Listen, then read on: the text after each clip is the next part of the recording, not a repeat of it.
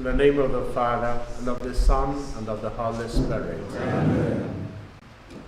Come, Holy Ghost, Creator, come from thy bright heavenly throne.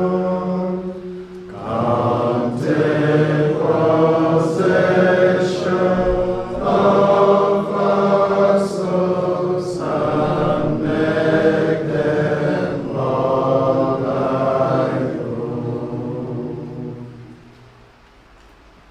Inspire, O Lord, all our actions and carry them on by your grace, so that every thought and work of ours may begin from you and by you be happily ended.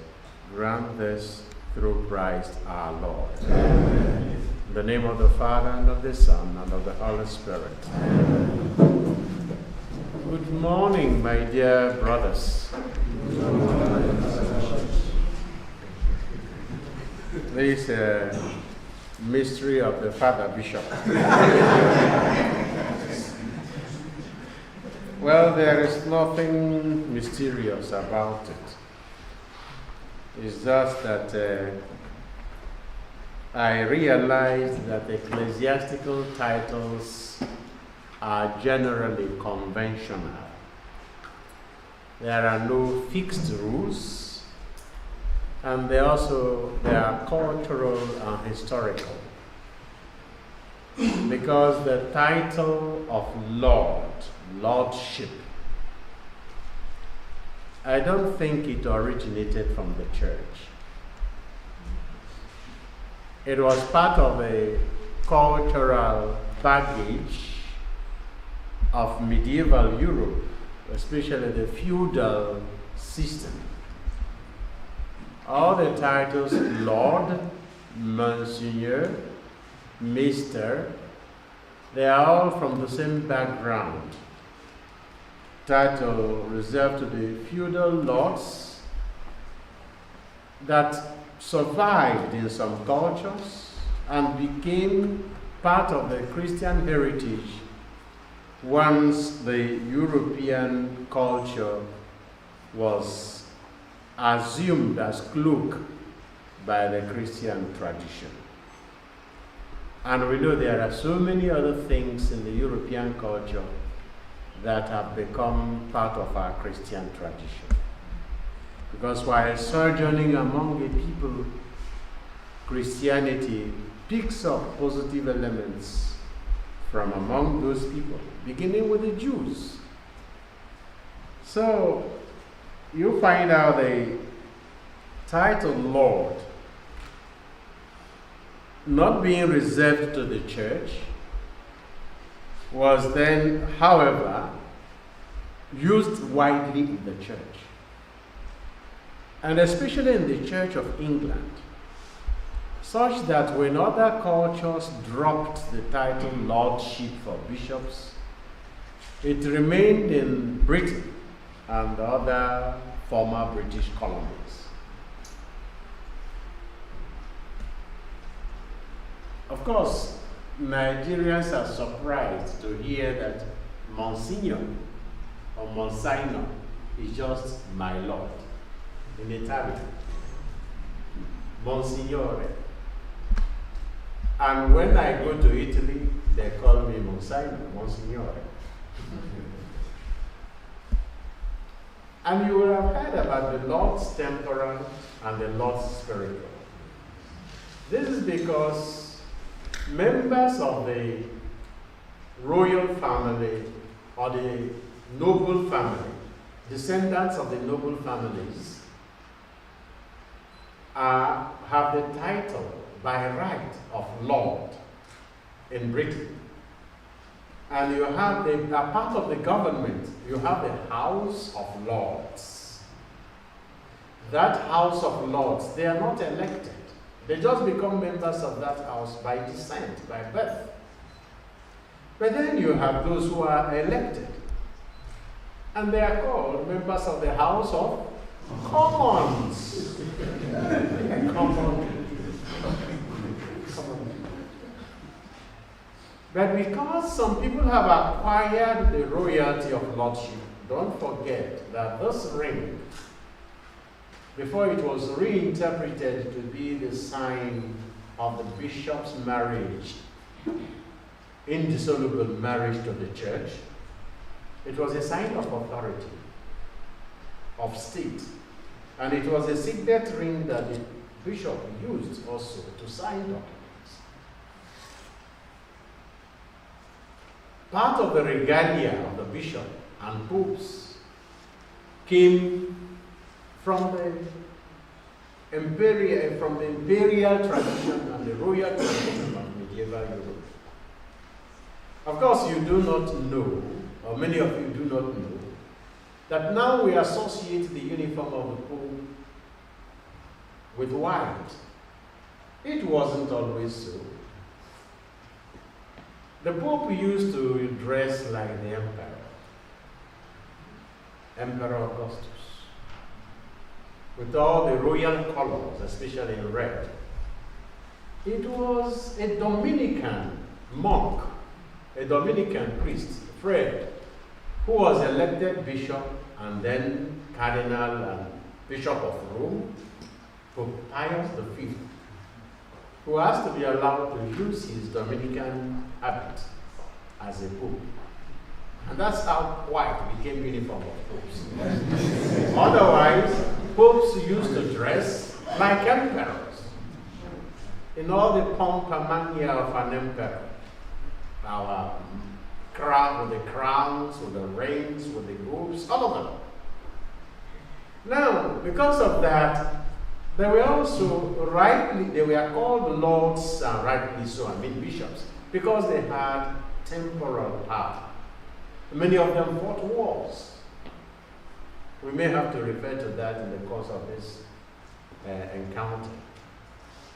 But with a better self-understanding, the church began to shed some of its engagement in temporal power in the world, preferring to be rather soft and light instead of trumpet and drums and guns and cannons. But the title survived, especially in some languages.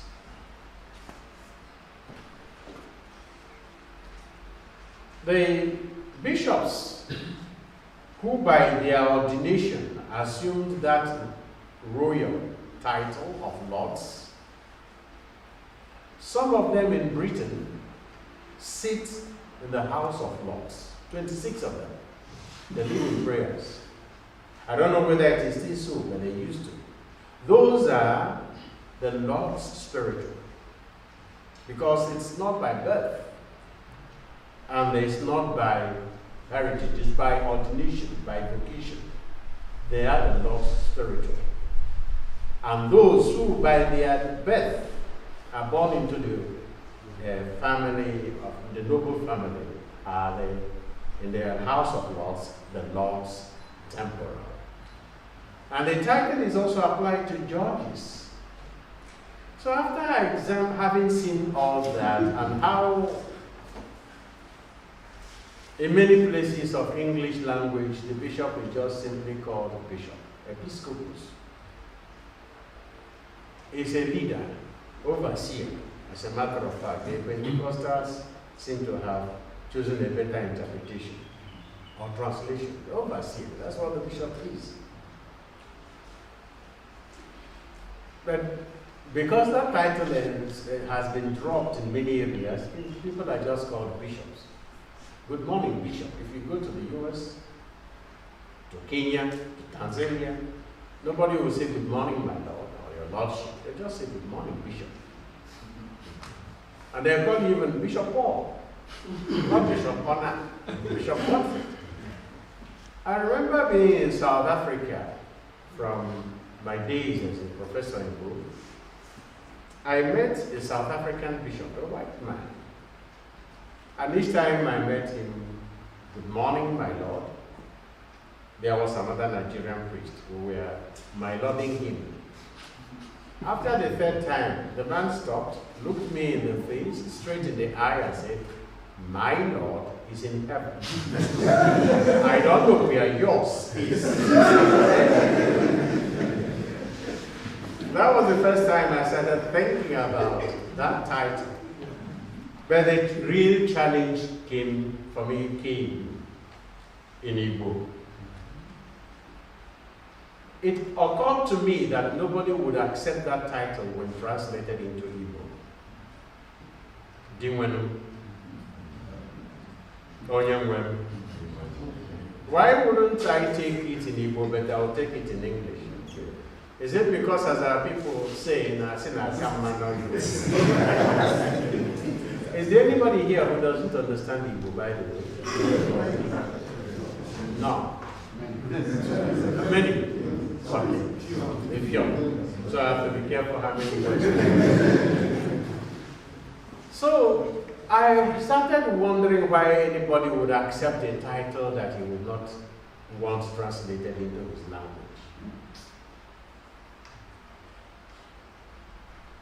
Monsignor Maduka, of blessed memory, Oka Diocese, did suggest long ago that something be done to that title.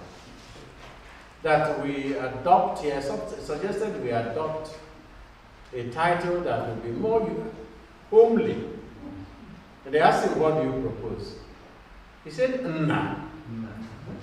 And they say, how do you distinguish Reverend Father Onah from Bishop Onah? And he suggested, let us call the bishop Onah Diegube. And people laughed at him, and until he died, he was called Onah Diegube. But that observation remained with me, because I kept wondering why we wouldn't make the title Onah to replace Father, Reverend Father, or my Lord. So when I became a bishop, I proposed to my people, my priests and my lay people, let's do something about it. Let's see if we can contextualize the title of a bishop. He's a leader, but he's primarily a father of the ecclesial family. So, if we are speaking in Igbo, let us call the bishop Nani. You can add the title bishop in English because everybody now knows what a bishop is. So, Nani bishop. If you are speaking in English, you can say Father Bishop. And it is not new. Pope Francis, for as long as he was the Cardinal Archbishop of Buenos Aires, was Padre George. Padre George. Yeah, George, yes. There's a way they pronounce it in Portuguese that I don't want to answer now. So, and in many parts of Italy, their bishops are called Padre Vescovo, Father Bishop. So it's not my invention, but I found it as more acceptable. But something happened when, because I said anyway, it's a cultural and spiritual challenge I'm throwing to myself. It is easier to be a Lord than to be a father. So I want to try and see if I can be a father to the priests, to the lay faithful, to the religious. And I also, in a reflection I carried on, I wrote, I published in 2009, I threw that challenge to all the priests. The priest as a father in a church that is a family. To reflect, I ended my reflection by drawing attention of the priests to how difficult, how easy it is for us to brush aside people who come to us in difficult moments, at inconveniencing moments, when they are telling us, Father, please, Father, big, Father, big, Father, please. You can easily say, 1 year in this noms, this man, in this noms, stop disturbing me. But if that please expressed in Igbo, big, you need to be a piece of stone, not to be moved. And I remember the episode in Chino Achebe's Things Fall Apart. Obierika to Kongo. Was it Obierika or Isu? Whoever it was that told him regarding Ikemefuna, that boy calls you father. Do not have any hand in his death. And I always tell priests, that boy, that woman, that girl, that man calls you father. Do not have any hand in his or her spiritual death. So it's, people think it's a sign of humility. No, I'm raising the stakes. It's a challenge that I want us to take seriously. I noticed my elder brother would tell me, "Good morning, Father." But he couldn't say, "Nah, neighbor." He needs to make a spiritual journey to see his younger brother, Reverend Father, as nine. That is the challenge I'm throwing to myself and to the Christian community. That is the reason for the choice. And then something happened when I said that. The junior seminarians, after that, a few weeks after that, I was in the seminary, and the junior seminarians found themselves in the position of this brother who welcomed me.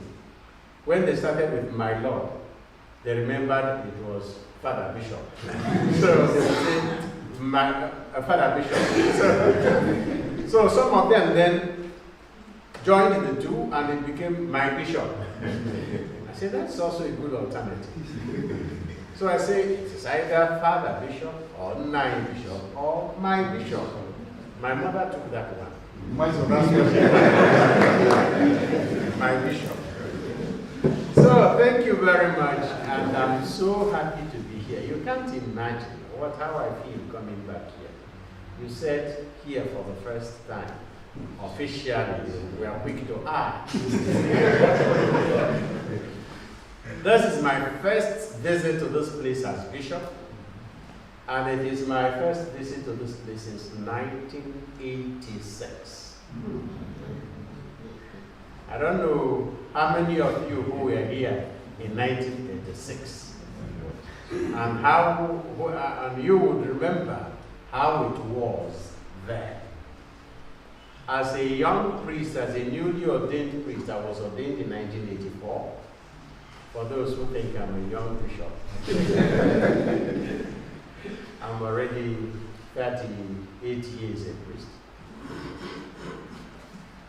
I celebrated the anniversaries of my priesthood and the solitude and quietude of this monastery. I would come here, drive here, park my car, stay alone in the room, join at the Eucharistic celebrations and some other prayers, and at the end of the day, or maybe the following day after Mass, go back to my place of assignment. When I was then sent out to studies in Rome, I never had any other opportunity to visit the monastery. So I had no idea of what it looks like now. And you can imagine my surprise when I drove into the place. I was pleasantly surprised by what I saw.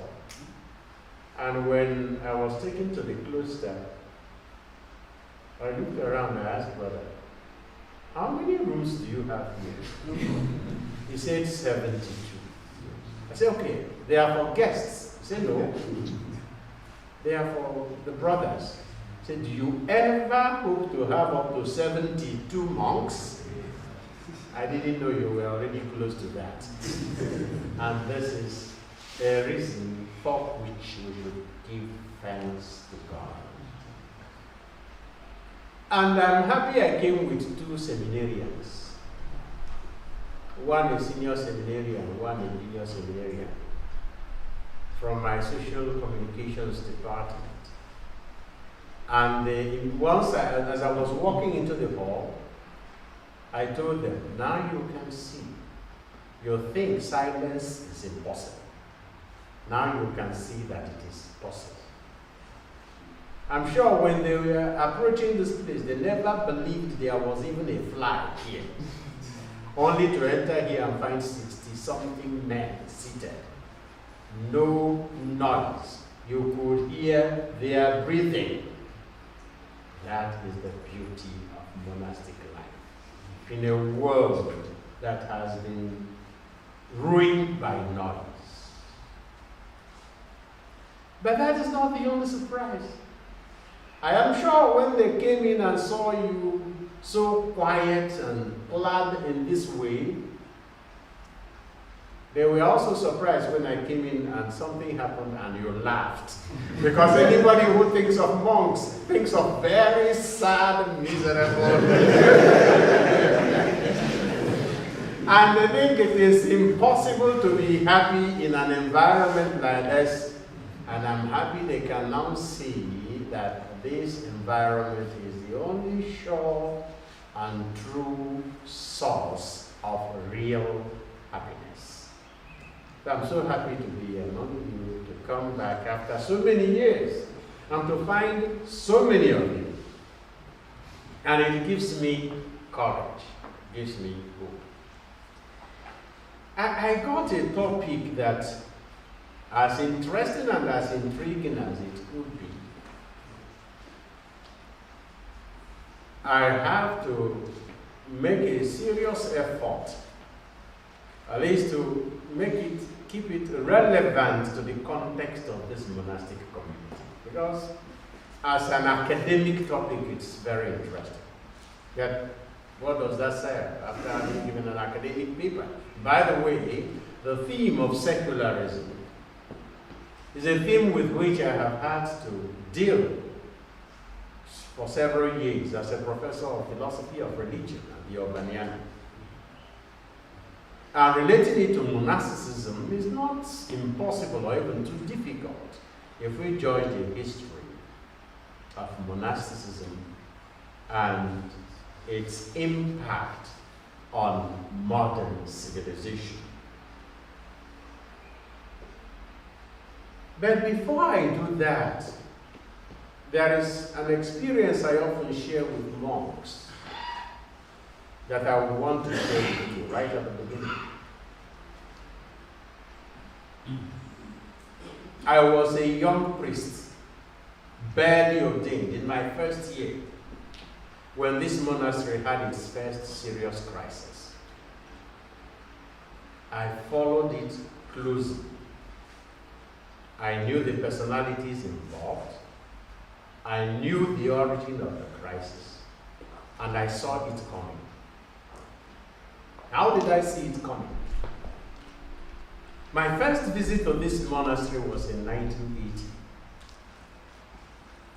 When my class finished our exams for the bachelor's degree in philosophy in Prerecorded, then Faculty of Philosophy of the bigger Memorial Seminary, our then spiritual director proposed to us, to those of us who would be interested, to make a visit to this monastery. And about 8 of us came, spent about 3 days here. Spending those 3 days here, I watched the monks in their daily life and prayer, and watched the visitors come from outside. 2 things struck me. One was that anybody who came into this monastic environment would encounter God because of the simplicity and beauty of the life. You can imagine how the place was that time.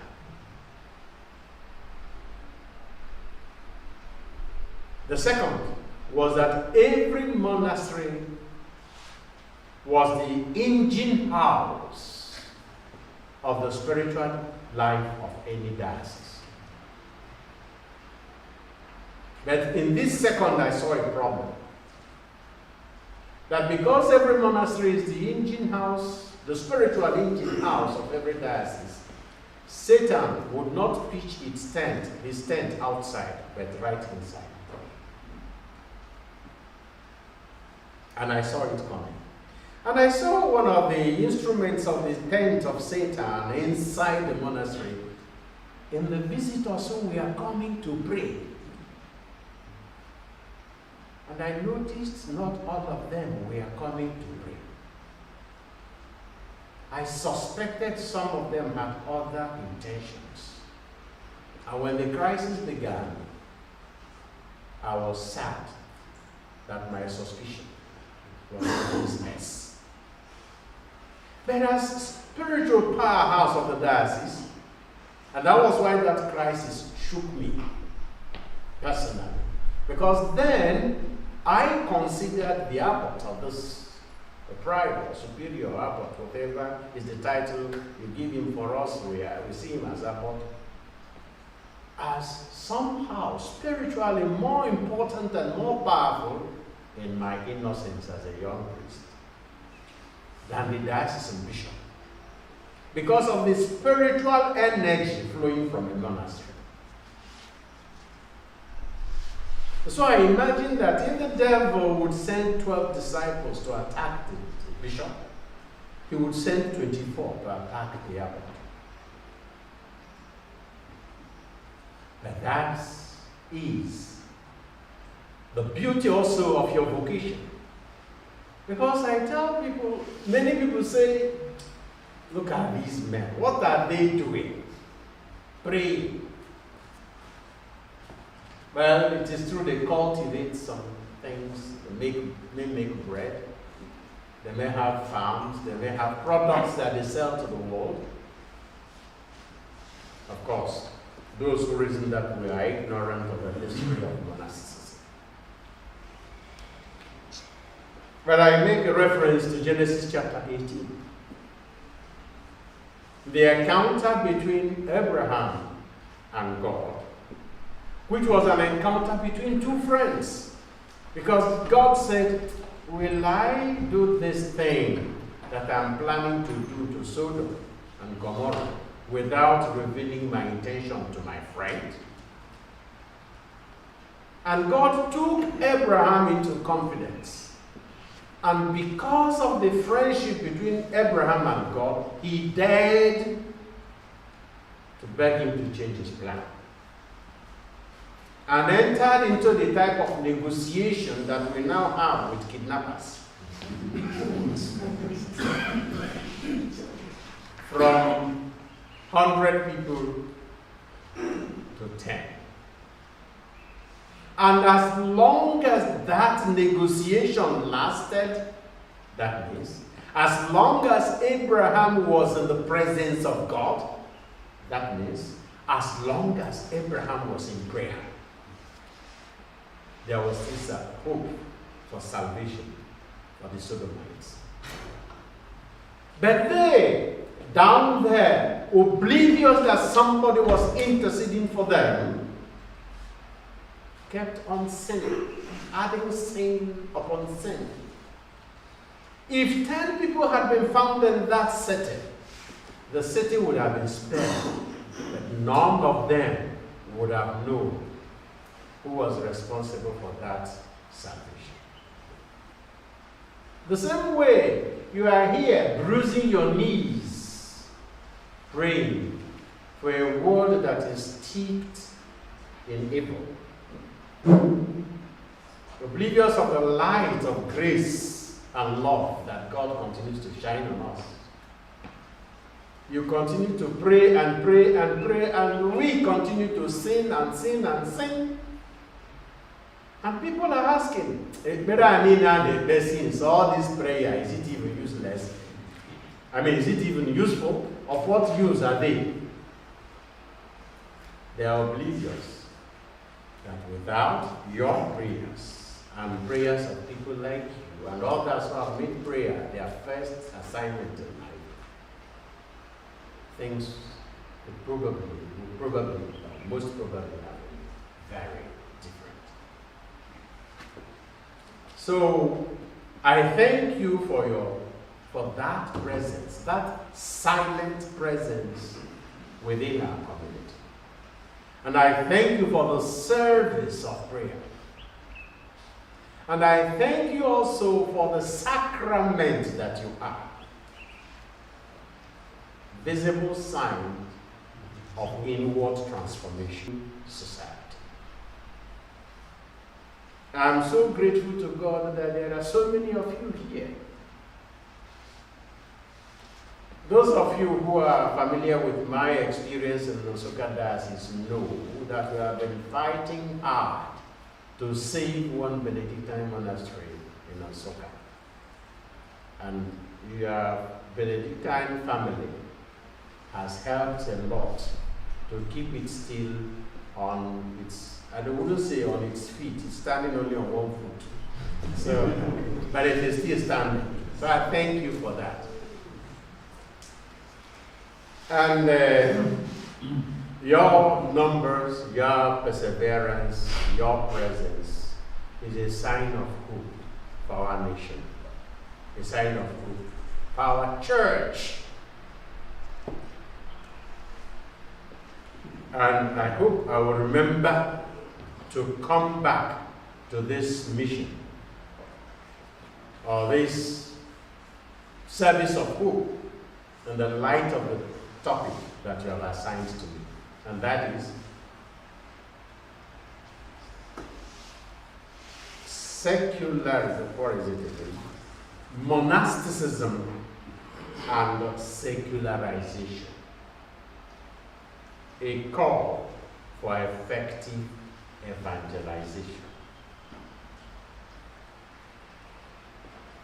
Of course, one would say, in my typical training and tradition, which is philosophy, definition of terms, and you will have three principal terms to define here: monasticism, secularization, evangelization. But I'll spare you all that for one simple reason at least. There is nowhere we'll try to bore you with any thoughts or reflections on monasticism. Because definitely you know more about monasticism than I do.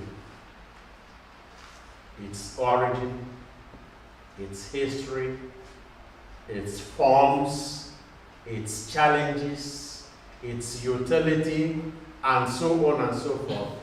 You definitely know these things better than I do. There is no point boring you with such definition of terms.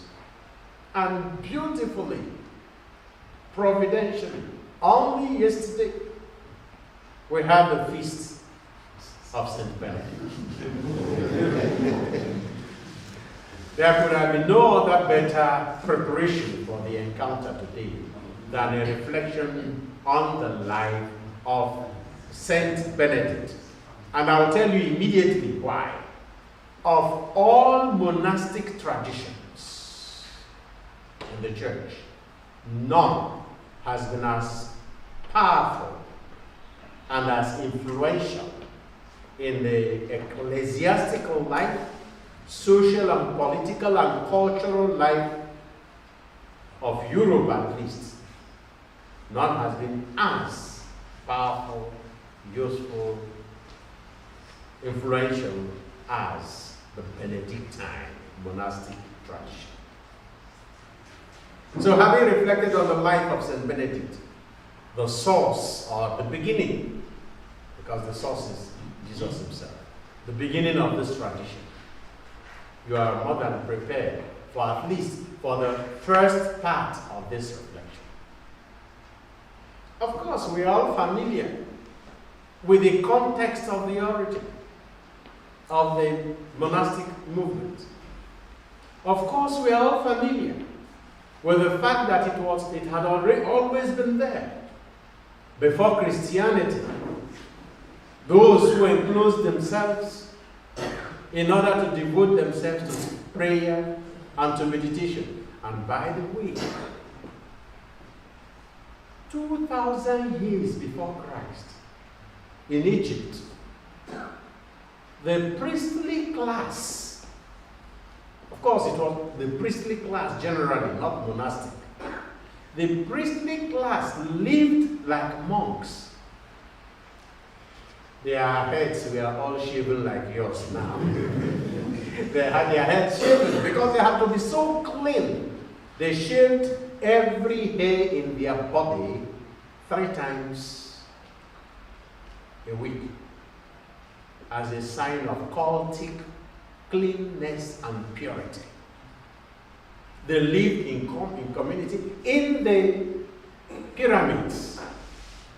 They're not in the temples, I mean. They lived in the temples because they had 2 responsibilities, or three responsibilities. One, to study the universe, study the society, and from that study, secondly, to advise the pharaohs, and thirdly, to form the youths. And they were exempt from compulsory labor and compulsory military service. They were fed from the offerings to the temple so that they would have time to devote themselves to studies. And they developed the hieroglyphics. They developed writing. Writing was a priestly discovery. The initial sciences and mathematics and philosophy all grew up within the class of priestly people who, abandoning everything else, devoted themselves to prayer and study. As far back as 2,000 years before Christ. And of course, history of civilizations and cultures and religions, they move up and down. So there are moments of growth and moments of decay. But the surviving works, the earliest surviving works in philosophical and theological thought, are works written by this class of priests.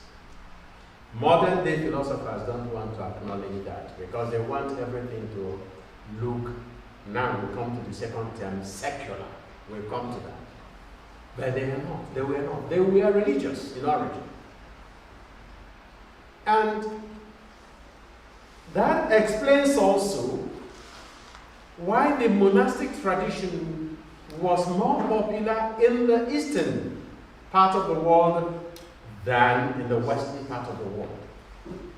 And we know that even within the church, monasticism flourished first in the east before flourishing in the west.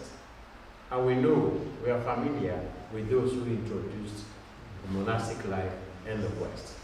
First, as hermits, isolated in their various cells, and then as communities of people with the same aspiration and the same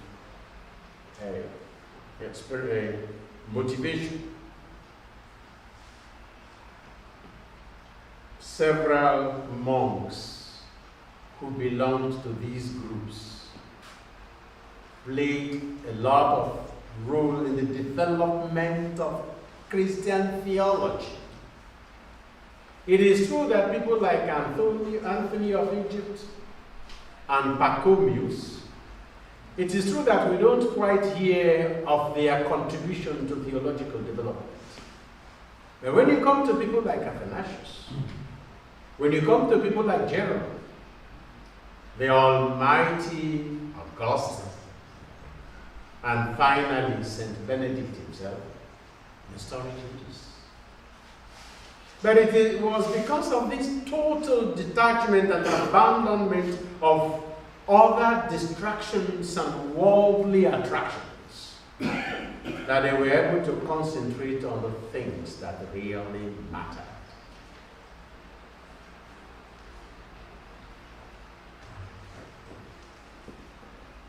We know that in the 4th, 5th, 6th centuries, up to the 12th century, civilization, European civilization was carried on by monastic communities. And at a point, they were the only people regarded as religious, very religious. The others, whether priests or lay, were regarded as world people, secular people. Seculus originally had to do with time, before eventually it came to be applied to the temporal order. Up till today, in Germany, we non-religious priests are called world priests. It just remains of them to add ly, worldly priests. And I remember as a seminarian, I was considered seminarian of second class order. Why? I had another seminarian who was a Holy Ghost candidate. And you would often hear, that is, some survival of that distinction between the religious and the rest of us.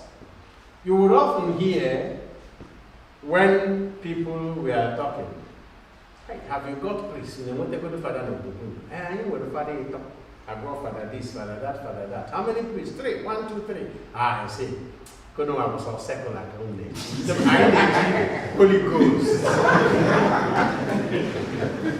So there was something special about these men and later women. At a time, you had even 7,000 of them scattered all over the place, concentrating on nothing except the pursuit. That is just the thing that is marvelous. The pursuit of excellence. The pursuit of excellence. There is one thing we often forget, and that is maybe one thing I want you to underline here.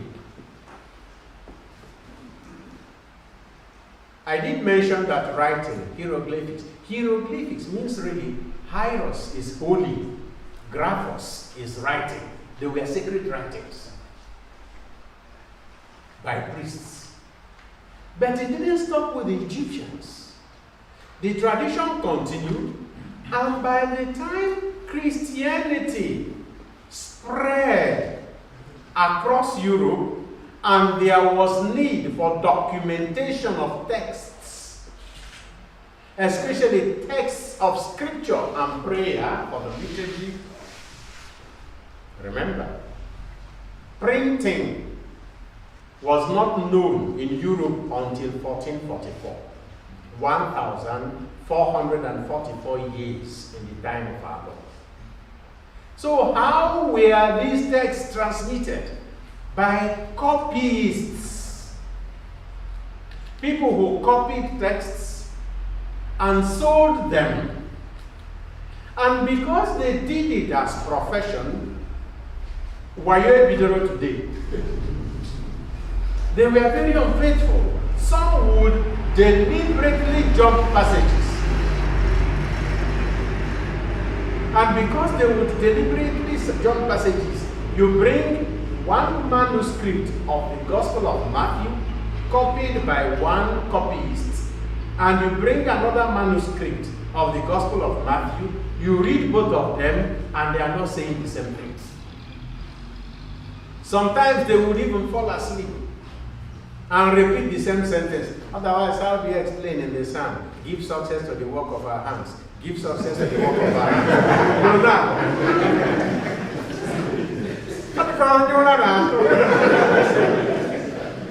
He just woke up and they didn't know he had written it and wrote it again. Possibly. It may have been poetic emphasis also. But you find such discrepancies in punctuations. In my father's house, there are many mansions. If not, one text uses a question mark. Would I have told you that I'm going to prepare a place for you? Question mark. Another text says, if not, comma, I would have told you. Full stop. I am going to prepare a place for you. Two completely different texts. Why? They were copied by different people. And sometimes we know that St. Augustine, for instance, one of the most prolific Latin authors. He gave his homilies, and before he even knew it, people who took notes while he was talking had copied the thing and because it became popular. They were selling them, circulating and selling them in the markets. Whether they corresponded to what he said or not was not their business. It was from Augusta. But then, by the time the Benedictines took over the job, the assignment of copying sacred texts, it became a vocation. It became an apostolate. It became a prayer. And this, if you ever watch the Easterners, Russians, Ukrainians, people from the Eastern tradition, paint their icons. If you go to churches in Europe that have icons, you will notice that no two icons are the same because they are not mass produced. I have seen them at work. For them, it is not work of art only, it is an exercise in prayer. And that was what the Benedictines were doing. Of course, with the Benedictine rule that you know, their work became their prayer, and their prayer became their work. And how else do you explain? You know, if you bring old manuscripts, you will see in medio Latin, that eye would be decorated in red, green, blue, with all the embellishments. These were the works of monks. Because the beginning, the letter that begins a passage, would be the thing that will tell you that another chapter was beginning. There was no division of texts into chapters and books. They used such letters to demarcate between one chapter and another chapter. It was so meticulous, and that was how even the works of Plato, Aristotle, Cicero, not just scripture, religious texts, but even classical texts of the Greek and Roman authors were copied by the Benedictines. And there was a time that, I think it was John Henry Newman, Cardinal John Henry Newman, servant of God, Saint John Henry Newman, who said that the whole of medieval age before the 12th century could be described as the Benedictine age. Because the civilization at that time was either directly under the control of Benedictine monks or by those who were patrons and supporters of Benedictine monks. People noticed in these men's choices and women total devotion of everything they had and they could reach. They would turn all that to service of God. And so kings, princes, wealthy people willed their earthly property to those who would conserve them for eternity. Land, houses, money left in donation to monasteries, and they became rich. But pay attention, because it's very handy to talk. How, in the first place, did the monastic life begin in the West? When the Christians were few, organization was simpler and life was simpler. Acts of the Apostles will tell us that nobody lacked anything. People sold their things and brought and shared everybody according to their needs, because they were all of one heart and one mind, one soul. They had no problem, they shared. But was it too long before the group of Hellenists came and said, look, they are beginning to neglect our own widows in sharing these things?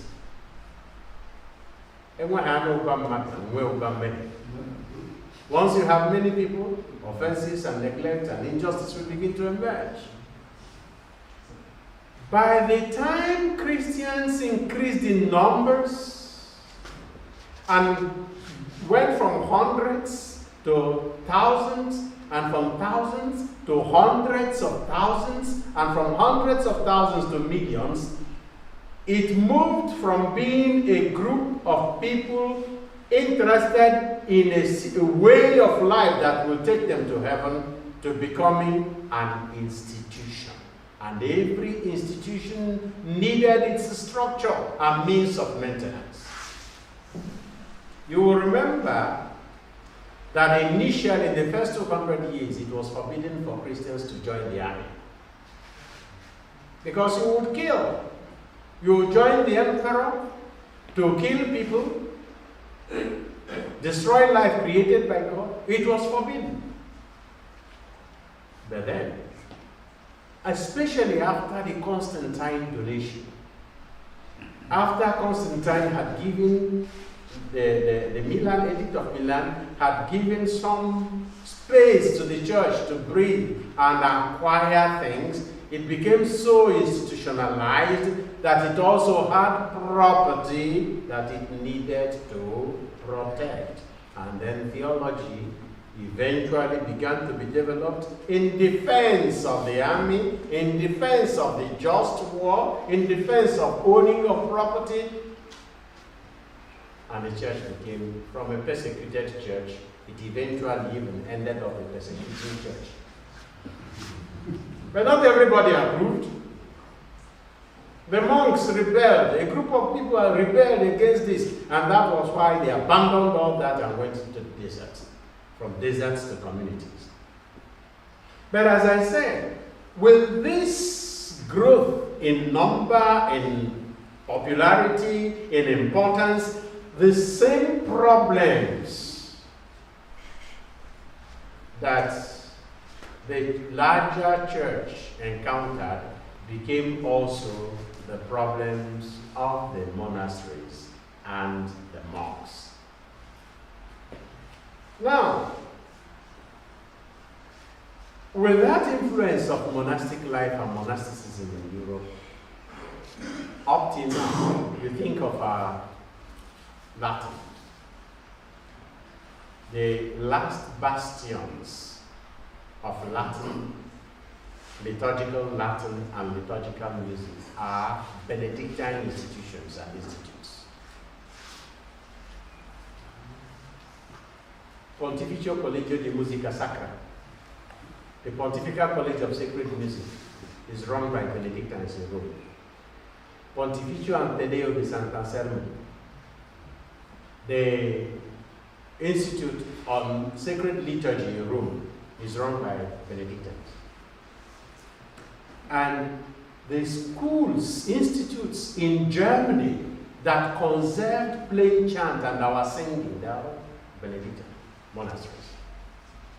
Well, for now, I leave the beers that the monks invented, because many beers, many other alcoholic beverages were also introduced by monks. I don't know whether you do here.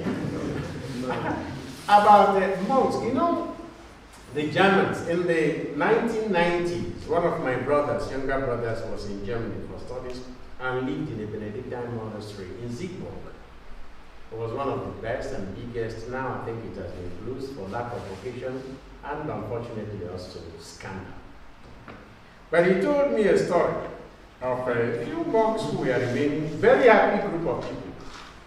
One of them was rather robust, and he enjoyed the moment spent in the refectory. So, but as you find common in German communities, their cook was a non-Catholic.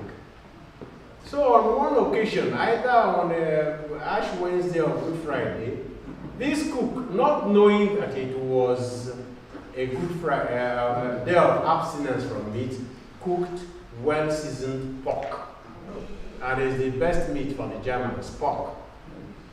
And by the way, what the monks in that monastery use as their blessing before meals, grace before meals, is to sing a short hymn in German. The Lord said to his disciples, "My food is to do the will of my Father in heaven." So the airport came into the ref, And here was sizzling pork sitting in front of him. And he thought fast. What do we do? This is not the type of place you throw away the food and you say you go and give it to the poor. Which poor? Most people have what they will eat. And if you throw it away, it will be waste. And the monastic community cannot afford such a waste. So, after a brief reflection, the monks were all standing for him to say something. Then he intoned the song. The Lord said to his disciples, that fat monk was the first to shout, "My food is the my Father in heaven." So,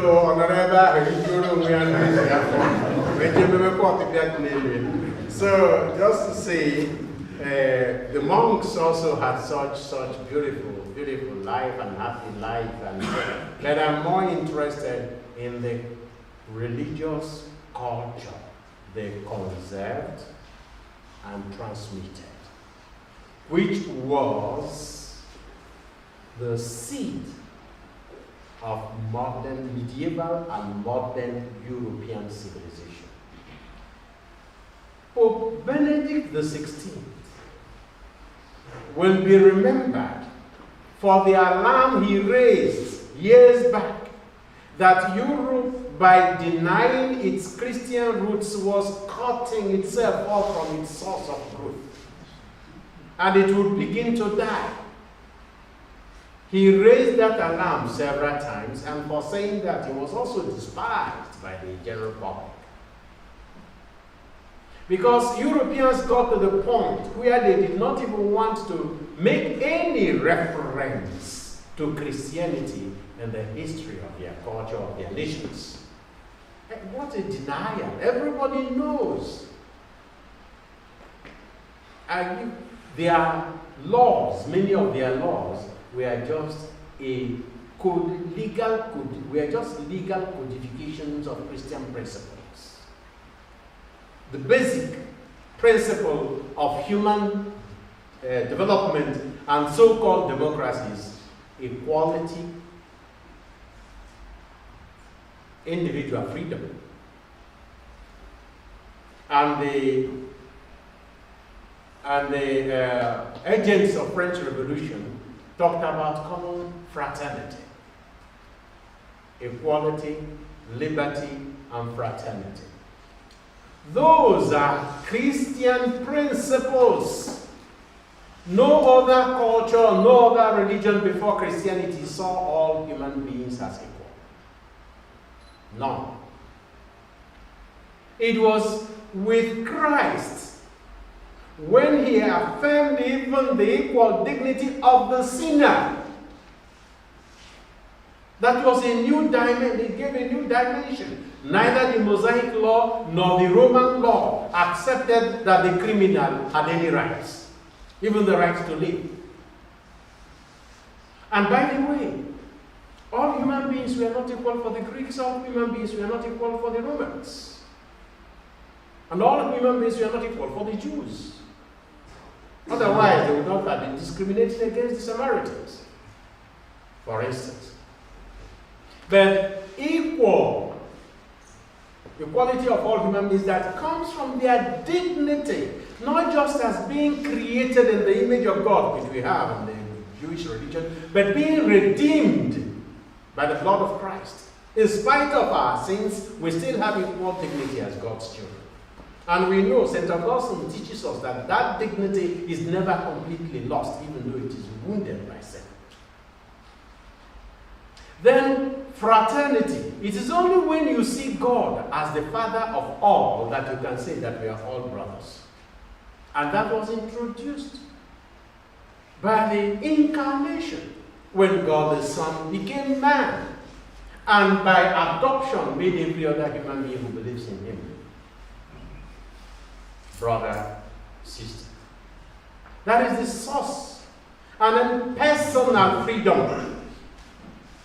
Personal freedom. Our relationship with God is based on our own individual yes.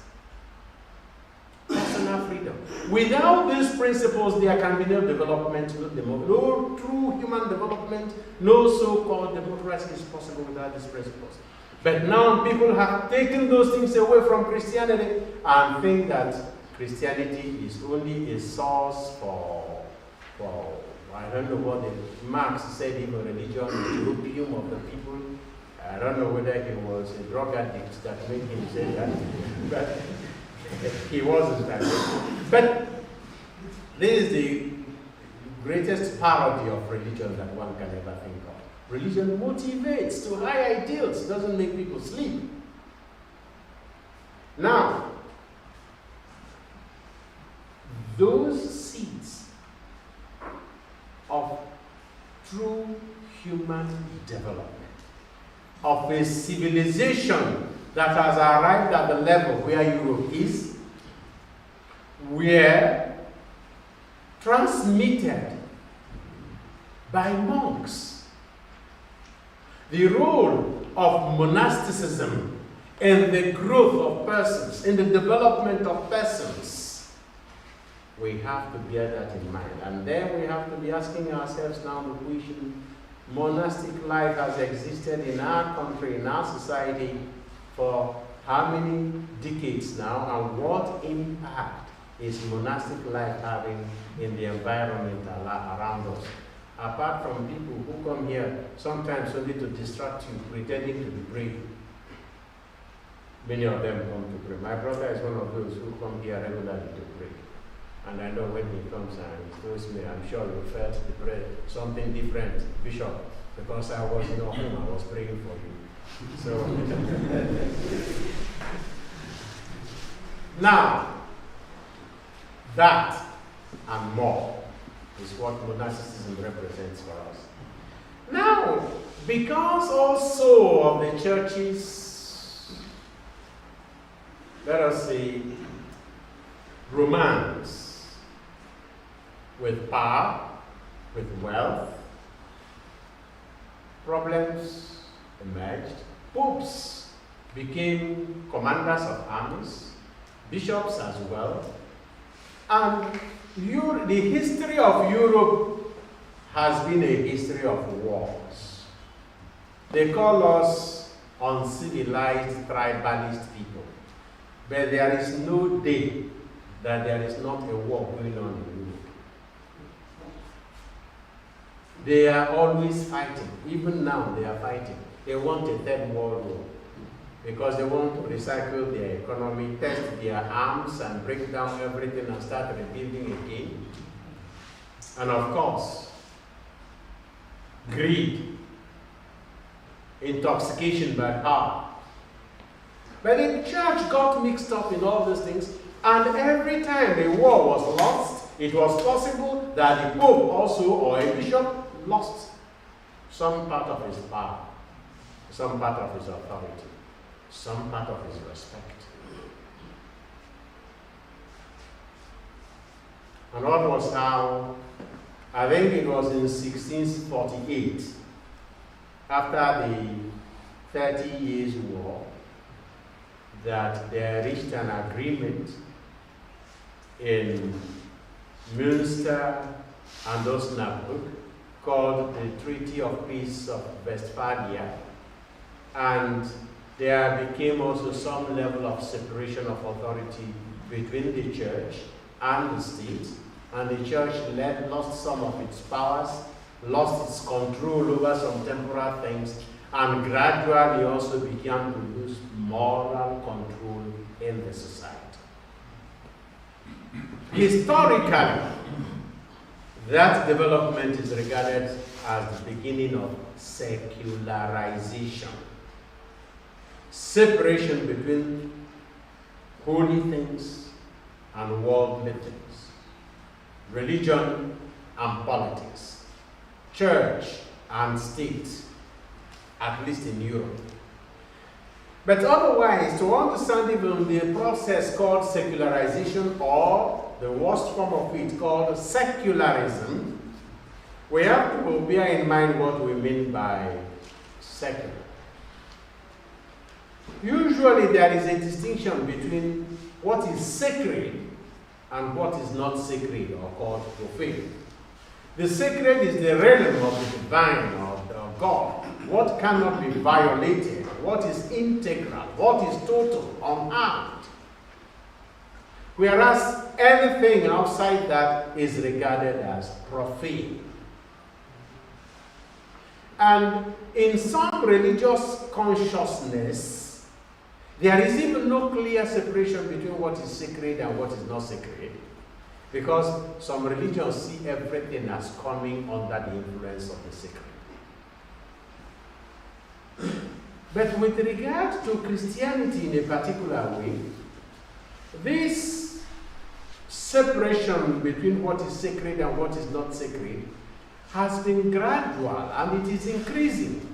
And it has moved not just from the social order, it has remained not just in the social order, it has moved from the social order into the sphere of personal life.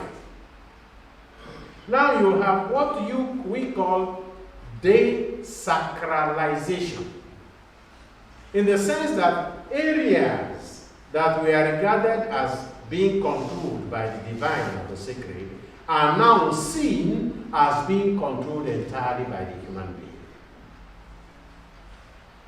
And this is what secularization, rendering something purely worldly, without a reference to the other world or to the spiritual. Once that type of wedge has been driven between the spiritual and the world, between the divine and the mundane, it becomes possible for the separation always to increase. And one agent that has been used or instrumentalized to increase the separation between the sacred and the profane, which means to increase the influence of secularization or secularism, one agent has been science. Because the human being has continued to improve on his knowledge of the world. Because of that, he thinks then that the power, the things attributed to God, or which were previously attributed to God, are after all only things that the human being himself could do. And reducing the influence of God to the point of even denying divine efficacy or intervention in the creation of the universe. Of course, you would have heard of those who say this world just began by chance. Boom! And they call it the Big Bang. Once you have boom, everything started. And not only that everything started in such an orderly way. How can order come from disorder? How can law and regulation come from pure chance? Basic knowledge of science and mathematics will tell you that this is not possible.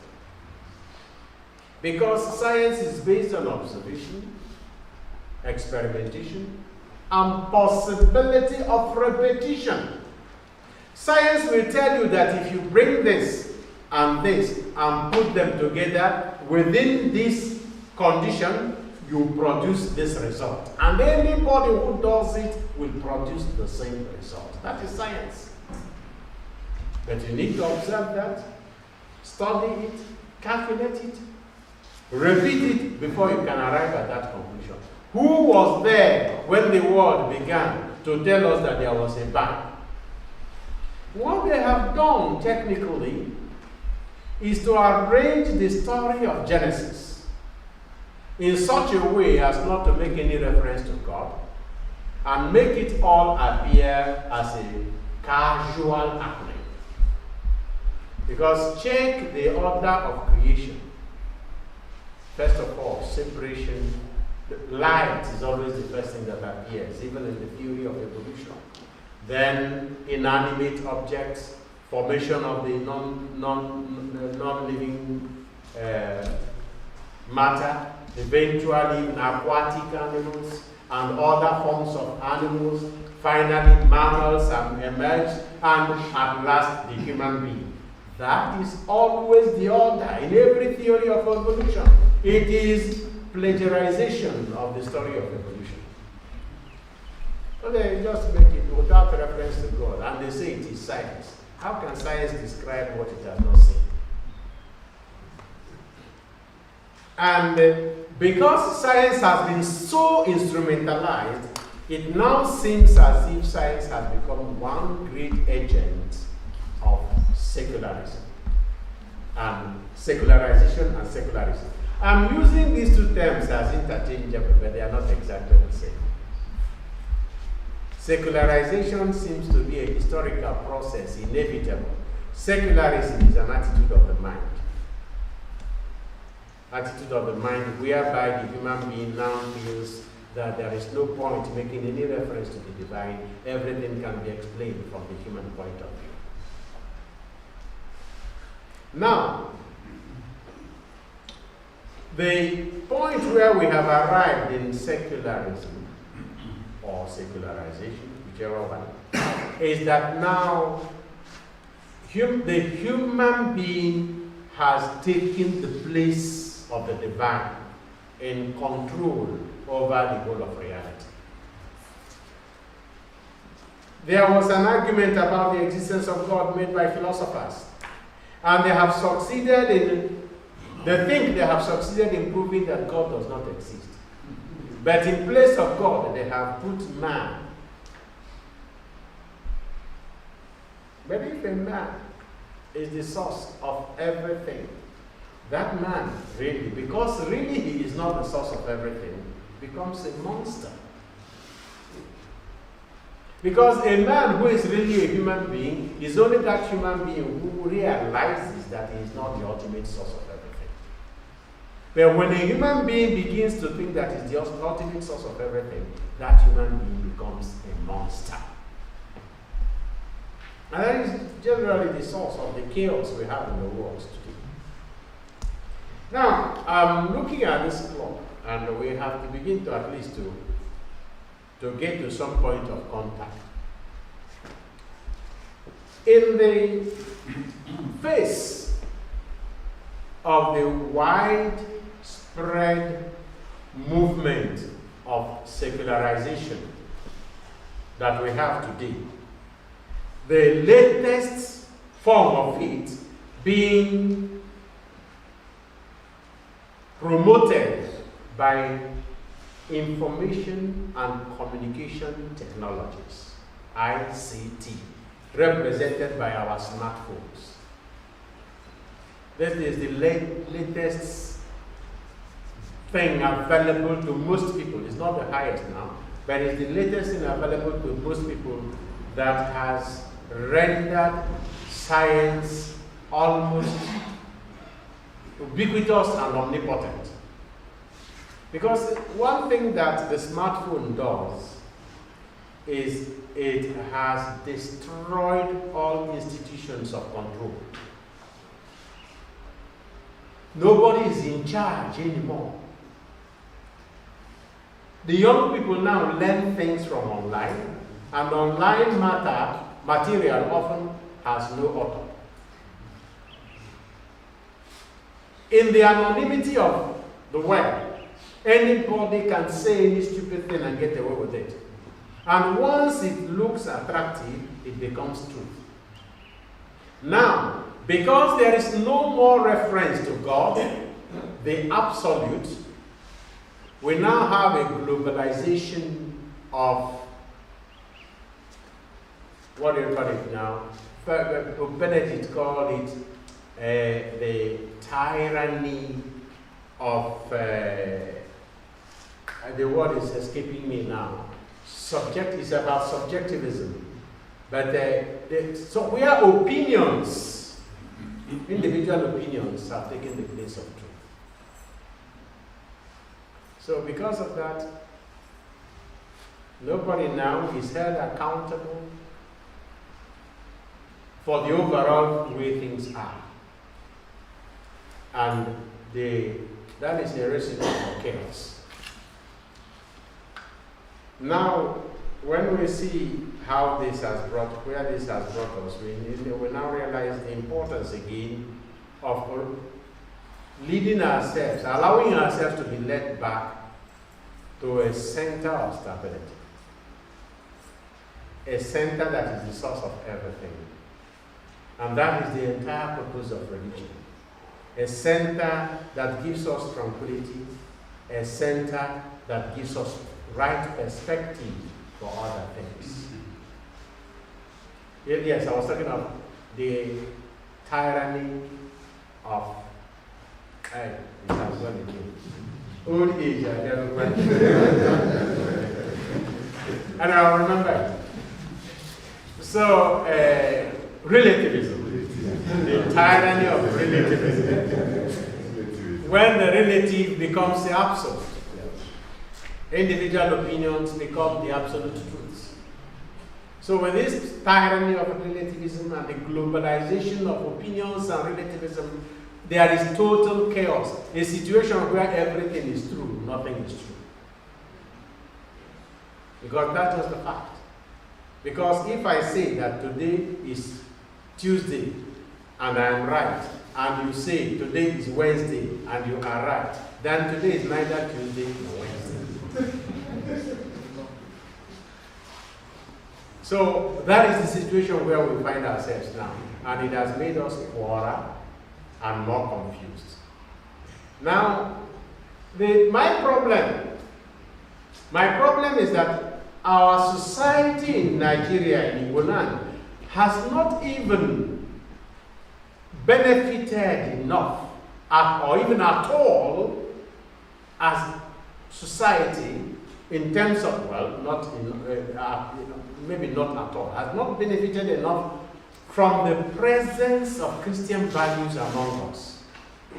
We have not benefited enough from what Christianity does to a culture. And already we are abandoning that and embracing secularism. Ever borrow my hat from the monk? This is the work I'm leaving for the monks. So instead of talking about monasticism and secularization, a call to effective evangelization, I will call it monasticism and secularization, a call to effective witnessing. Witnessing. The only evangelization here is the witnessing of the monks. The monks should be able to do for our society what the monks of old did for their societies. That is, serving as agents of positive transformation and moral growth. High, so to speak, heightening the moral tone of a society.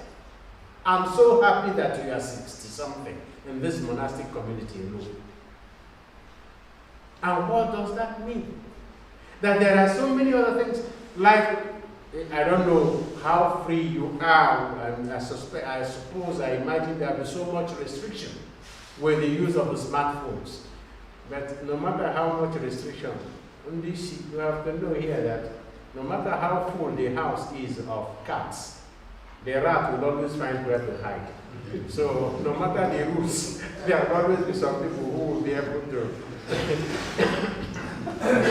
But then, the smartphone is not just an instrument of destruction. It's a challenge that we all have to accept. You have more time to reflect on these issues and propose solutions. And through your own examples, begin to show that another way of relationship, another type of relationship with modern technology is possible. For instance, the Mass I celebrate every Sunday can be watched throughout the world because of this thing that is standing in front of me here. Have you ever thought of the impact of aspects of your life of prayer and celebration and laughter and so on? The impact it will have in the disoriented young people out there if they were able to open their smartphone and see the monks in Awhum pray. I don't know whether it's already happening, but I'm saying, for instance, and many other things beyond, besides catechesis, teaching. You may not leave the walls When I just knew that, I was a priest because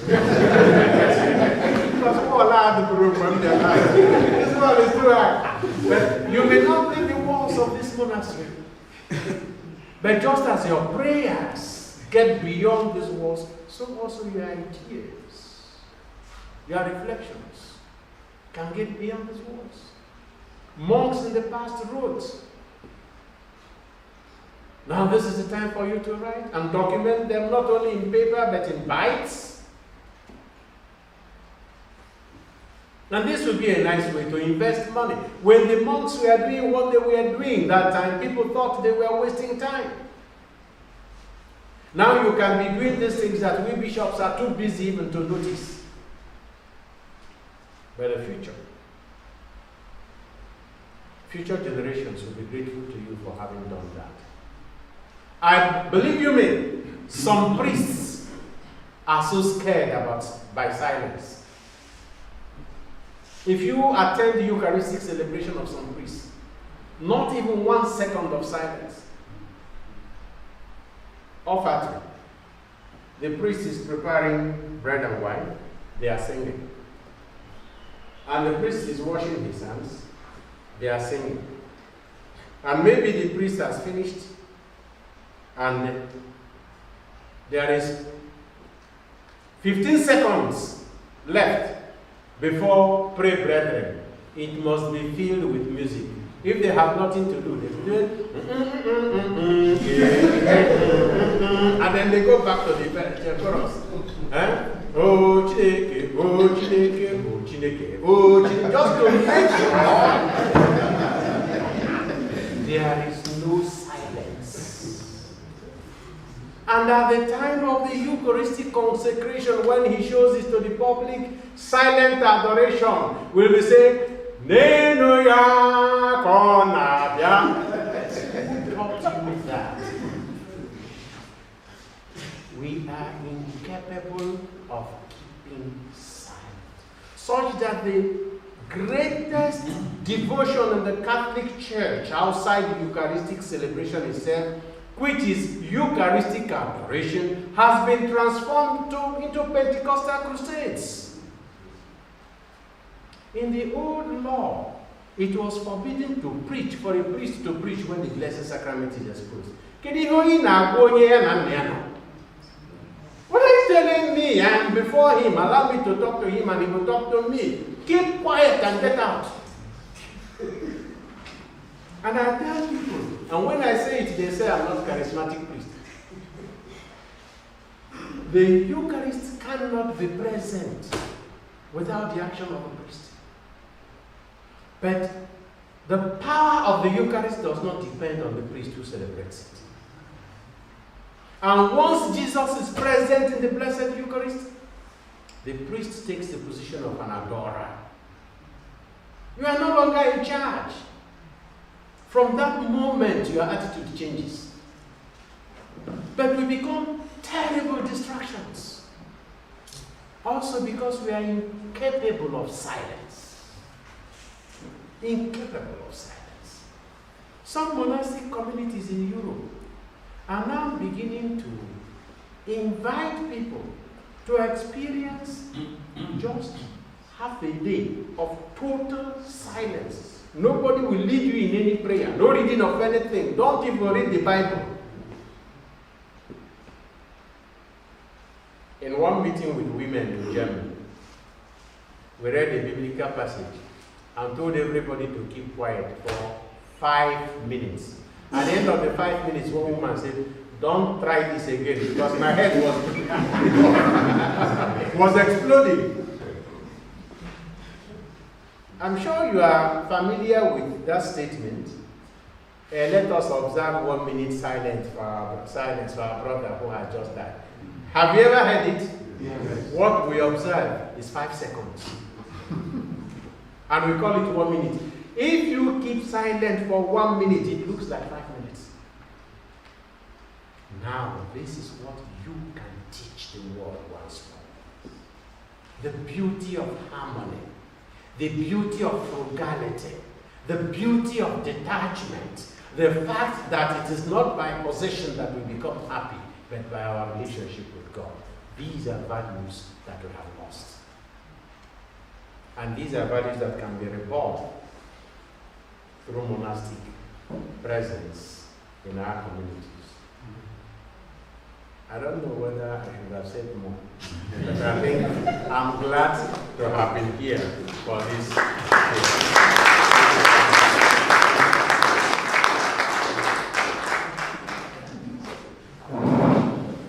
Father Bishop, in the name of the Superior and the community of Awhum, we thank you immensely for your contributions, taking us back to the lane of history of monasticism and the challenge we have today in our contemporary world. With that being said, we will give 5 minutes. 5 minutes for those who would like to make a feedback, contribution, or question to our Father Bishop. So the floor is open. If you have questions, do that by indicating your hands. They will take numbers. We'll tolerate as much as time we allow. So if you have any question, do that by raising of hands, please. In Nigeria, I don't know the plans and the other thing about you are listening here. The whole of the bishops plan about it. Thank you. Luckily, I became bishop when bishops are no longer commanders of armies. So it's not my responsibility to raise an army to fight anybody. I have an obligation to teach, enlighten, encourage. I made a statement several years ago that before a Christian community can be Islamized, it has first to be de-Christianized. We have to lose our Christian texture first. And the modern version, the version of Pentecostalism in Nigeria is making many Christians non-Christians. Even before the Muslims arrive, our young people are already going back to the traditional religion. We are losing Christianity already before even any other religion comes from outside. So my primary responsibility is to increase faith formation, enlightenment. And all the bishops of Nigeria are agreed that we have to do that. That's one. 2, in that process of enlightenment, we also educate our people on the risks for their faith posed by the present situation. 3, advocacy. We talk to government, we talk to Christians in government, because these decisions are not taken in the cupboard. They are taken in the halls of the legislative bodies very often. And Christians are there and they are sleeping. And we ask them that question. We ask the government, why are you doing this while our country is multinational, multi-ethnic, and multi-religious? And also we ask, when it comes to forceful occupation of land by other people, we tell local and state governments, you have a mandate to protect your people and their land. I don't see any other thing that the bishops can do. It is not our responsibility to form militia or armies or to arm them. Also because you'll be playing into the hands of those who want to fight. And it will be easy excuse for them now to say, we found this armed group. And then they can come and make it easier. So, our plan, all the bishops, well, we also know that there is power in prayer. And we are praying. Next Sunday, Monday, Tuesday have been marked out by all the bishops, for instance, in Ali. Christian, Catholics, Anglicans, Pentecostals, Methodists, Presbyterians, all have agreed we have to pray on Sunday, fast on Monday, pray on Friday, on Tuesday for the return of normalcy in Ali. At least we have the powers and the space to do that. But beyond that, the issue of physically defending our people, some people have sworn an oath to protect the citizens, and those are the people we have to put pressure on to do their jobs.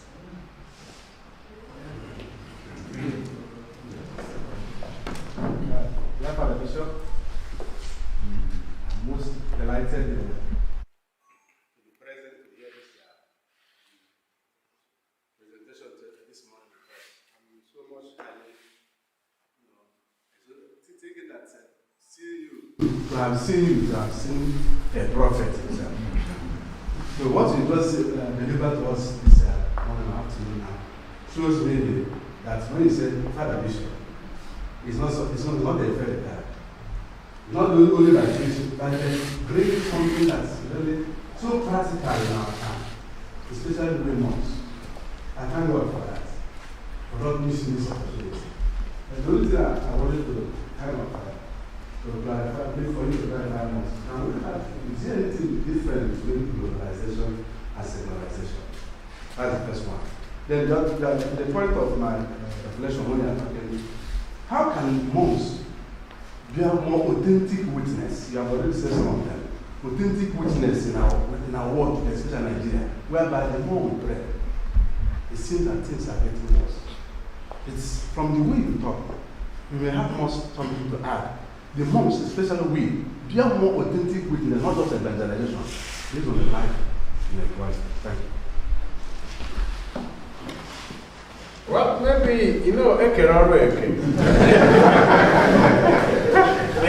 there is division of labor here. I've said that monks should bear more authentic witness. Maybe it is the responsibility of some other person to outline how, because maybe of a monk even.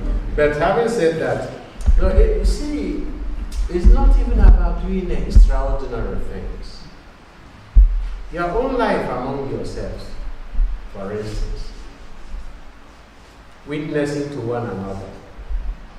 2, I gave example also of how the social media platforms can take your witnessing outside the walls of this place. There are positive things you could produce. This water, for instance, Mount Calvary table, what is it? They say it is from the monastery. These are little things. You think it is just for you to survive. But it is also, it teaches people that the work is to pray and the pray is to work and you have to work and you have to pray. So some of these things, you don't need to do extraordinary things. So, and wherever you have the opportunity of a conversation with anybody, from what comes from your heart, it will also encourage the other person to persevere. It can be somebody having challenges or a place of work, in marriage, in priestly vocation. From that conversation, you can reassure a person who is in doubt. So those are all means showing that it is true. I did not arrive when I should have arrived here. Human agency. But then, what have I gained? What have you gained from the point of view of my relationship with God by that time that intervened between my arrival and the time I should have arrived? So because we should not forget that what made the Israelites different among all the other peoples around them is that they interpreted everything that happened to their life in terms of their relationship with God. Today, nobody wants to take responsibility for what happens in his life. It's always the fault of others. We Christians and we Igbo people are largely responsible for what is happening among us. Because we have abandoned the right way that the Lord has shown us. So we are now blaming who voted the present people in power, who sings for them, who dances for them, who goes for them clamoring for titles and for recognitions. And then we complain they are treating us the way they are treating us. So these are all things we could do differently. And when we talk to people also, we show them there are other ways of doing things, interpreting our life in terms of our relationship with God. Globalization has to do with spread. Secularization has to do with separation. Secularization would happen whenever, instead of seeing God present in what happened to me today, I see it either as pure chance or only entirely as human agency, a result of human agency. But when this thing moves from me, this attitude moves from me to him, to you, to all of us, that attitude is being made global. It's being globalized. The greatest agent and the first agent of globalization in the history of the world is Jesus Christ. Jesus Christ. Go out to the whole world and proclaim the good news. But Satan entered. You know, anytime God gives human beings a good thing, Satan comes in and changes the motive. Give us freedom. Satan changes to independence from God to determine our own way. The case of Adam's sin. He gave us companionship. Satan changed it to tempter in the case of Adam and Eve. He gave Cain and Abel fraternity and possibility of our pursuing our individual causes in life. Satan made it an occasion for rivalry and sibling envy and eventually murder, fratricide. Up till even the point of sending his son to redeem us through suffering and death. And Satan came to change it, to say, just work a few miracles and come from heaven, and people will know you are the Messiah. He resisted that. Otherwise, every positive thing that God gives to us, there is always a temptation for it to be turned to evil use. So, I think that go out to the whole world, which is a global movement, instead of proclaiming the good news, it is now proclaiming disvalues, negative things. Because when globalization is talked about now, it's only about economic domination. Now, I hope you have not fallen into this imprisonment, my dear monks. Cultivate your crops.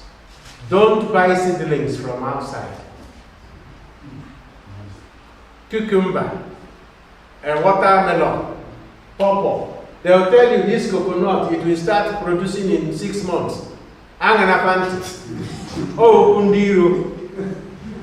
Because these genetically modified seeds and seedlings, they are produced elsewhere. And by the time you plant them on your land for several years, this land can no longer grow the traditional ones. And you will have to import the seedlings from Israel, from Turkey, and from Japan before you eat. That is what globalization is doing. Making us feel that only the values from one particular part of the world are the valid values. But when Jesus said, go out to the whole world, it was to proclaim the good news of salvation, freedom, based on love. Thank you, Father Bishop. We give over to your last and third question. Bro Eugene. Thank you very much. Thank you, my Father Bishop. I think I first encountered you, I think around either 2014 or 13. You see, when we were there at the School of Philosophy. So, and the way you handled, of course, you went to a philosophical institution. And you tried to handle that time I was a student of philosophy, now I'm just a priest. So, I thank God for your intellectual wealth of knowledge. And what I want to ask now is, you have affirmed how wonderful our silence and, of course, solitude is. But I must tell you that that wave of secularism is blowing everywhere. I know. Even in the monastery. I know. Because we are contemplatives. And traditionally, contemplatives are where you get. In fact, I make the station of the strict Order. So, but now, even when you don't want them, they are forcing themselves into you. So what do you do? Because the wave is too much. Sometimes you even be crying. Not that you after you go into yourself, I be crying, Lord. I don't know how I handle this. And the second question is, you've mentioned rightly that monastery is the spiritual powerhouse of a diocese.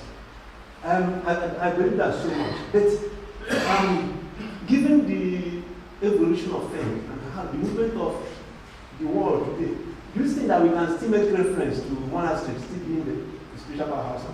I said that for today, not just for the past.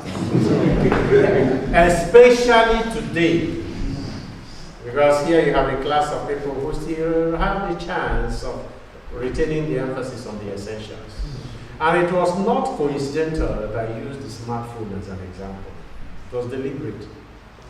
Beginning also from a diplomatic reference of, I don't know how controlled you are about the use, because I know it's a real problem. I came into the country when it was forbidden for seminarians to use the smartphone. I tried to reason with my brother bishops that it was counterproductive.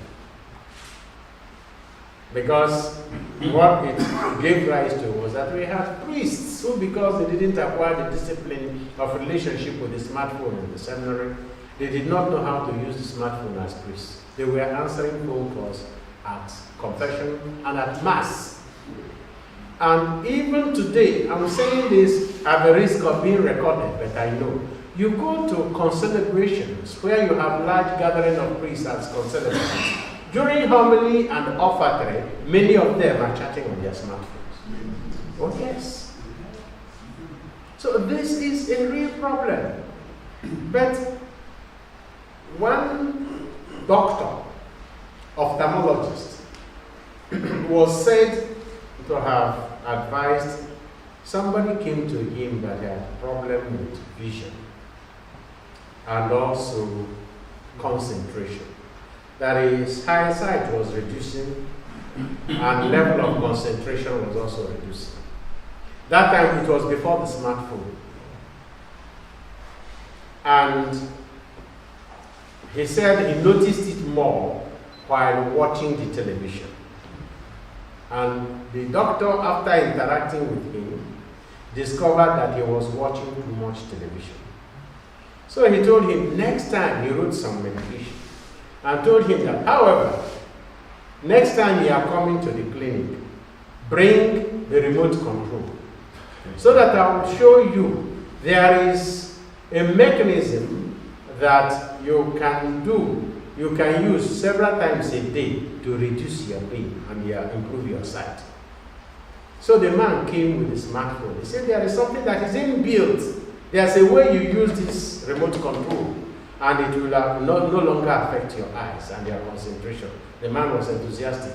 So when he came to the clinic, he said, yes, doctor. He said, ask him how you have improved, but not much. He said, okay, show me the remote control. He showed him the off button.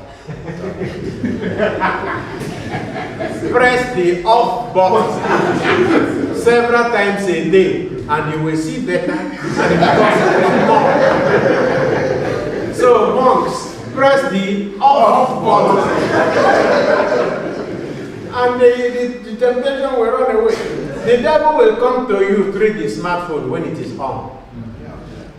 If it is off, he has no way of entering it. And if he enters it, he can't enter you. So press the off button, and